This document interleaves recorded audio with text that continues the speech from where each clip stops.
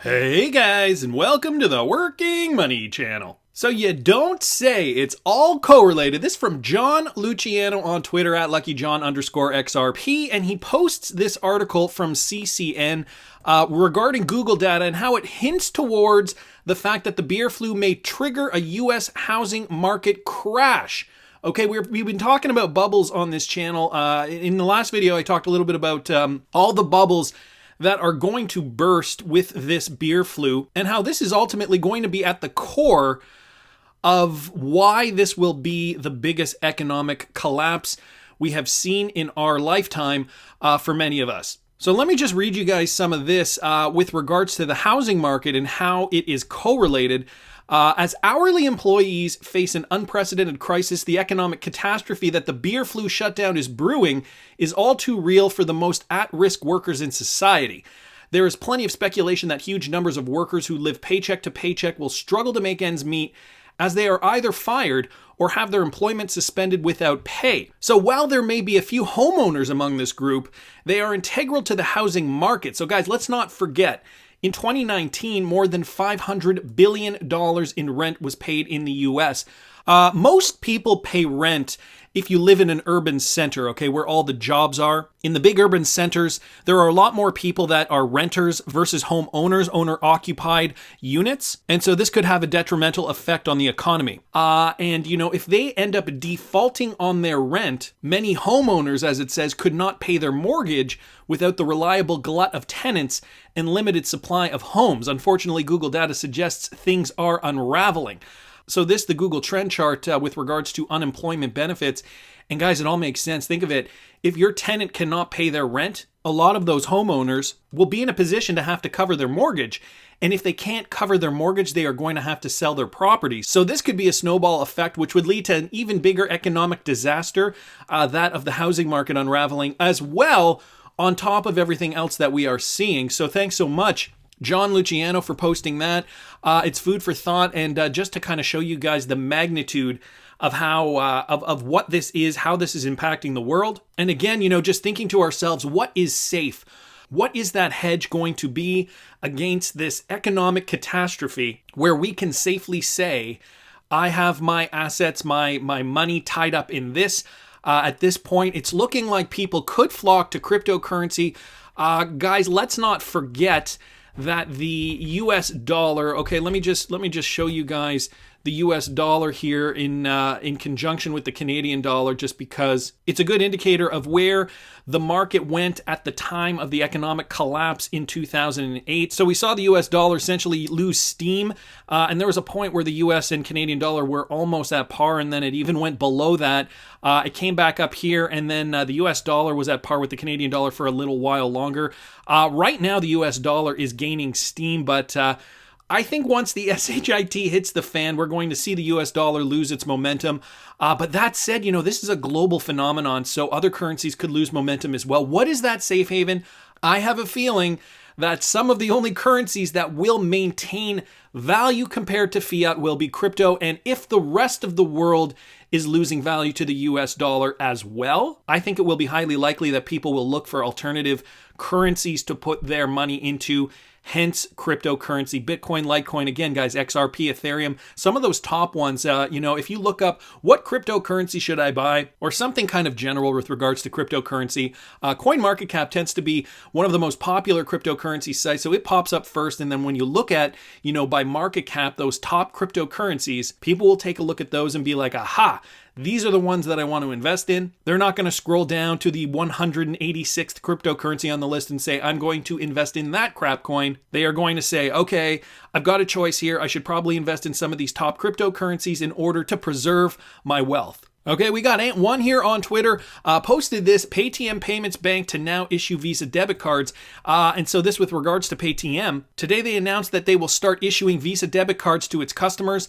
With this partnership, Paytm is targeted to issue over 10 million new digital debit cards. The bank, known for introducing neo-banking in the country, is already the largest issuer of RuPay debit cards and has the fastest growing bank account base. Okay, guys, so this coming out of India, Paytm, going to collaborate with Visa. We also know Visa in the Earthport deal with Ripple. And this guy's just from last year. MoneyTap partners with PayPay, exposing Ripple-based payment to millions of new users.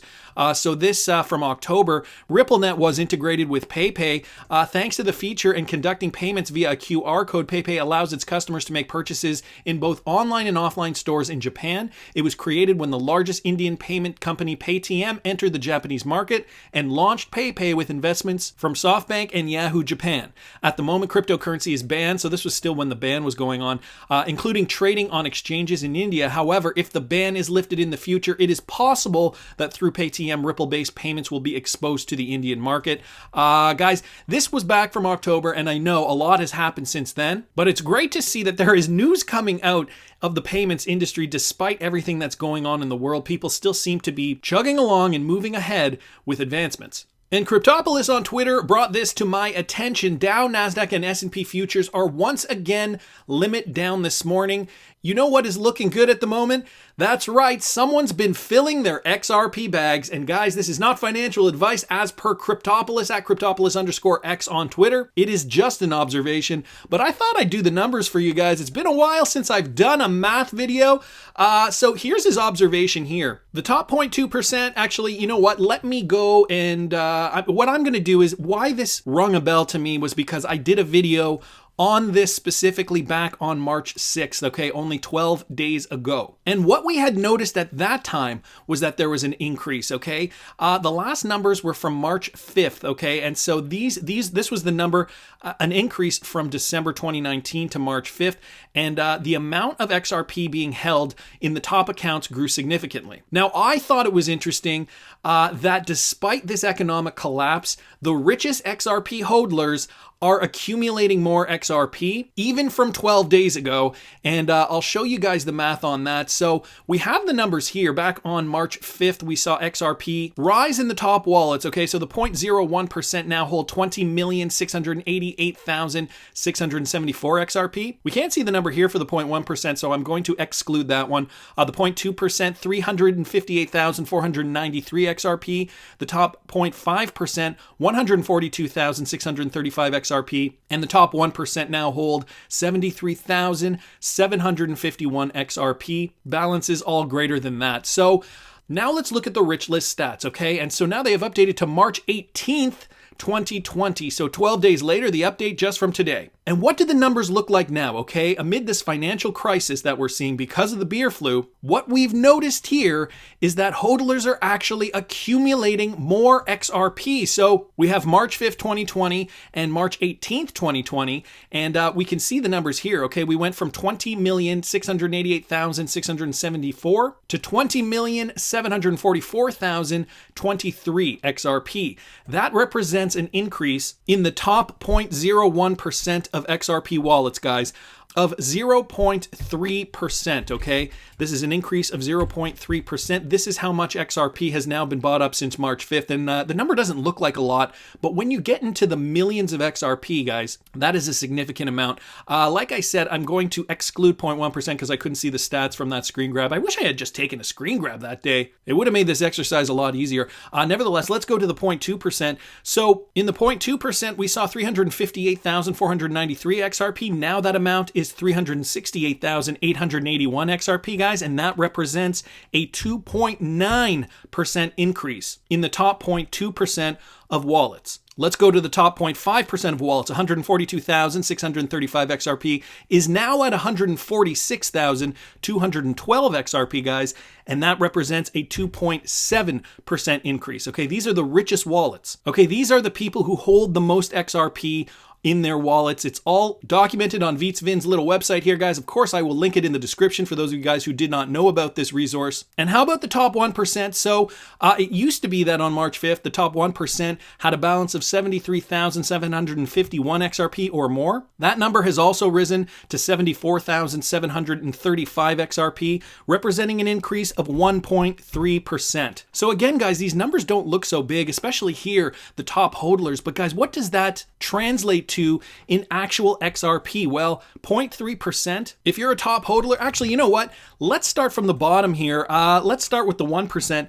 That would mean 1.3% increase would mean an increase of 984 XRP, okay? So that is now the new number to get you in the 1%, that much more from 12 days ago. The top 0.5%, the number is 3,577 XRP. Okay, we can see it's getting higher. Of course, 2.7% increase in that. How about the 0.2%? The 0.2% of wallets had an increase of 2.9% more XRP, which would bring us to 10,388 XRP. Guys, you can see how more people are accumulating more. XRP prices are on sale, and despite the financial collapse, the fundamentals of cryptocurrencies that will solve real-world problems has not changed. But what I'm interested in is the top 0.01% of wallets. Even though it's only an increase of 0.3%, that translates to 55,349 more XRP to get you in the 0.01% of wallets. Okay, guys, so it's fairly clear that the people who own a lot are accumulating more because they understand where this is going. They understand that this is a great time to buy. The investment is still fundamentally sound. And of course, you know, they are likely very liquid, so they are capable of accumulating more without extending themselves too much. Guys, again, this is not financial advice.